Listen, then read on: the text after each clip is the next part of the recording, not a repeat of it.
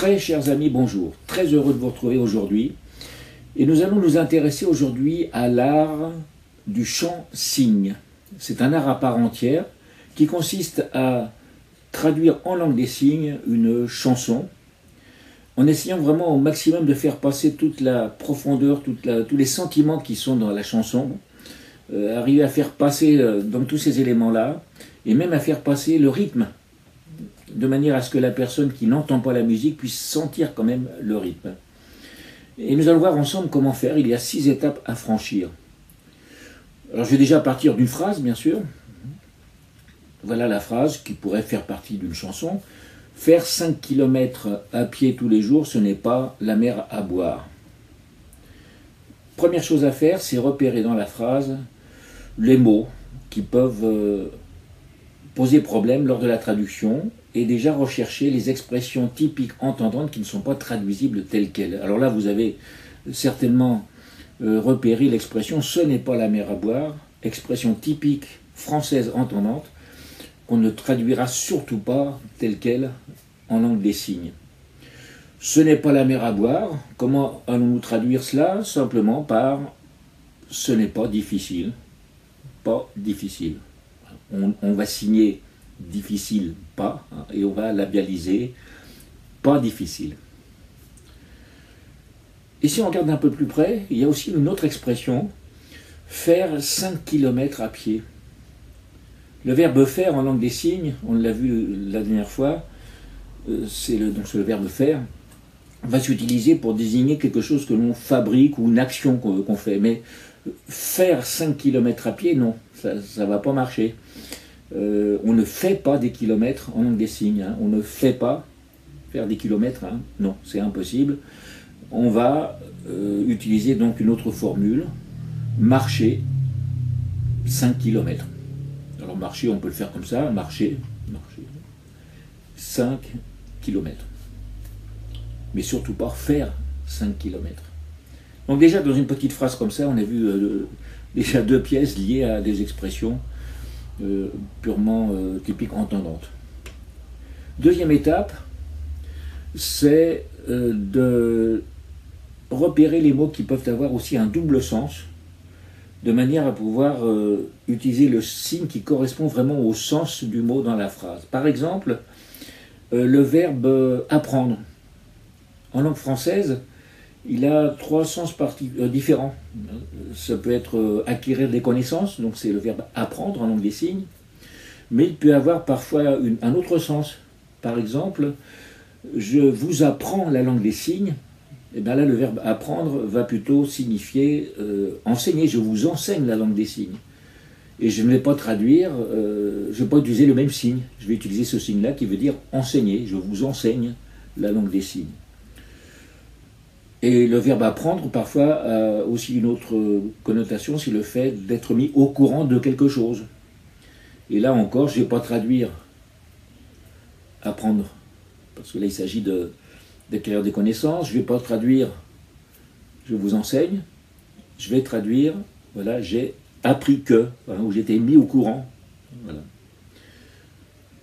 On peut aussi, parce que là, je suis entendant, donc je suis mis au courant par les oreilles, mis au courant, où j'ai appris que les sourds, c'est par les yeux qu'ils ont connaissance des choses, donc j'ai été mis au courant, où j'ai appris que mon voisin avait la grippe, par exemple. Troisième étape maintenant, mettre dans le bon ordre les signes qu'on a retenus, puisque là il s'agit aussi de respecter la syntaxe LSF, que je rappelle brièvement. On mentionne en premier quand la chose se passe ou quand elle s'est passée, quand il y a lieu bien sûr. Deuxièmement, on décrit, enfin on mentionne où est-ce que ça se passe. Bien sûr, quand la phrase s'y prête aussi. Ensuite, on met en place les différents acteurs, les personnages qui vont entrer en action. Ensuite, on décrit l'action avec des verbes en général. Et puis, il peut y avoir, après le verbe, d'autres signes pour indiquer, par exemple, la durée d'une action ou pour indiquer la conséquence aussi d'une action. Quatrièmement, il faut faire en sorte aussi que les signes soient beaux et qu'ils s'enchaînent de belle manière. Et là, c'est encore tout un art. Il est important finalement de réfléchir au choix des signes de manière à choisir des signes qui vont facilement s'enchaîner. Alors parfois on a cherché les signes, on a trouvé les signes qui vont correspondre au message qu'on veut faire passer, et puis on va s'apercevoir qu'ils ne s'enchaînent pas très bien, donc ça va nous amener parfois à remplacer les signes qu'on a choisis au départ par d'autres signes. Alors je peux prendre un exemple, hein. Il y a une chanson bien connue de Louane, où elle dit « Mes chers parents, je pars, je vous aime, mais je pars ». Et là, il y a des beaux signes à faire, un bel enchaînement à faire. Alors, mes chers parents, alors là, cher, attention, parce que là, il ne faut pas aussi tomber dans une mauvaise traduction. On ne va pas prendre cher, hein. Là, c'est quelque chose qu'on va payer qui est trop cher, hein. Mes chers parents, chers parents. Alors, mes chers parents, je pars. Et on va faire un bel enchaînement. Chers parents, et tant qu'on a la main ici, on commence à la préparer pour faire le verbe partir. Je pars.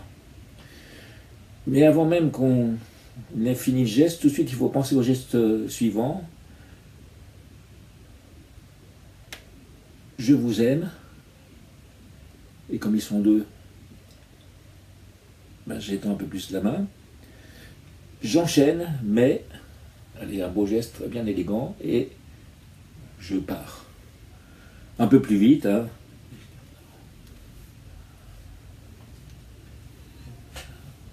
Voilà. Et là, on arrive à faire quelque chose qui est relativement harmonieux. Donc ça, c'était le 4e point. 5e point également, c'est quand c'est possible d'arriver à faire des rimes. Par exemple, en français, bateau, ça rime avec cadeau. Et là, il va falloir en signe pouvoir associer des signes qui ont une même configuration. Par exemple, marcher et danser. Ou alors, ou et beaucoup. Même configuration. Après, il faut chercher pour arriver à trouver des idées. Et puis pour finir, eh bien, donner un rythme également aux signes. On ne va pas les faire comme ça, un peu dans le désordre. On met le métronome et on essaye de faire les gestes avec un rythme qui va permettre à la personne sourde de capter le rythme. Même s'il n'entend pas la musique, elle va sentir, apprécier le rythme. Alors, exemple, donc, imaginez le métronome, hein, je vais essayer de le mettre peut-être là. Donc,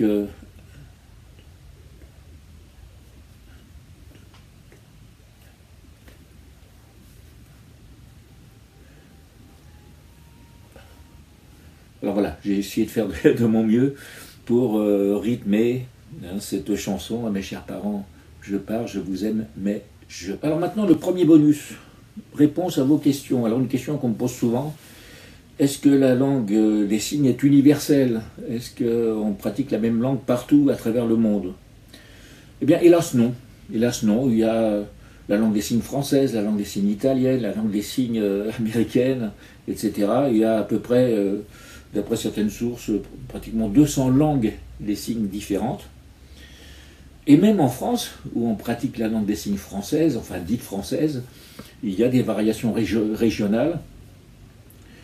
Donc voilà, malheureusement, la langue des signes n'est pas universelle. Par contre, il est quand même assez facile de s'adapter à une langue des signes d'un autre pays.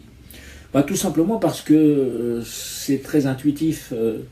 Il y a des signes qui se rapportent à des gestes du quotidien. Par exemple, le verbe manger. Tous, quel que soit le pays où on habite, on mange par la bouche. Donc, en France, on mange comme on mange. Voilà, c'est le verbe manger. Dans d'autres pays, je crois que c'est la Chine, on mange comme ça. Au Japon, avec des baguettes. Mais de toute façon, tout ça, ça rejoint la bouche et c'est assez facile de se souvenir, de comprendre lorsque quelqu'un fait ça. Le verbe boire, pareil. Qu'on vous fasse boire, boire, boire. Voilà, on comprend quand même, même si on ne connaît pas la langue du pays. Donc c'est assez facile, enfin je dirais que pour bien s'adapter à la langue d'un autre pays, je pense qu'en 15 jours de fréquentation assidue, on arrive à s'en sortir pas mal. Donc ça c'était pour répondre à la question. À propos de langue des signes universels, il y a une langue des signes universels qui est en cours d'élaboration, mais à mon avis, il faudra encore beaucoup de temps pour qu'elle soit utilisée si un jour elle l'est. Deuxième bonus, ben c'est l'astuce du jour, une astuce. Alors, il y a quelque temps, j'ai regardé une vidéo où l'interprète relatait un naufrage qui s'est passé au 1er siècle, mais avant le naufrage, le bateau s'approche de la côte, et puis le sondeur, la personne qui va sonder le fond, va lancer la sonde pour pouvoir mesurer donc la distance par rapport au fond de la mer. Et alors comment il va s'y prendre? Alors il y a un petit peu de mime bien sûr, mais il va représenter la surface de l'eau avec sa main gauche comme ça. Il balance la sonde, il y a toujours l'eau qui est là, qui traverse la surface de l'eau. Il va placer la main en dessous pour montrer que la sonde se plante au fond. Il va prendre ensuite la place du matelot qui va remonter la sonde, qui va mesurer. Alors, voilà, il mesure parce que là c'est assez profond, donc, et puis voilà, il a mesuré. Et un peu plus loin, il va recommencer. Là, il y aura beaucoup moins de fond. Et là, il va le manifester comme ça. Il va toujours refaire le clapot de l'eau ici.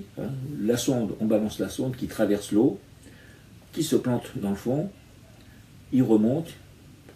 Ah, voilà, là, il n'y a plus beaucoup de fond. Il y a danger, il faut faire attention. Donc voilà une petite astuce. L'utilisation aussi de ce signe pour désigner la surface de l'eau aussi. Surface de l'eau. Ce qui va donner aussi certaines expressions, prendre un bain, par exemple, dans une baignoire, prendre un bain. D'ailleurs, le bain, on ne va pas le prendre. Voilà, ça c'est aussi une erreur. On le prend, voilà, on prend un bain. Autrement dit, on fait couler l'eau dans la baignoire avec l'eau qui monte comme ça. Donc voilà, c'était l'astuce du jour. Je crois qu'on a pas mal travaillé aujourd'hui. Je vais vous laisser et puis je vous souhaite donc une très bonne soirée, enfin du moins pour le moment, puisque là, ici c'est le soir. En tout cas, une bonne continuation et à très très bientôt. Bye bye.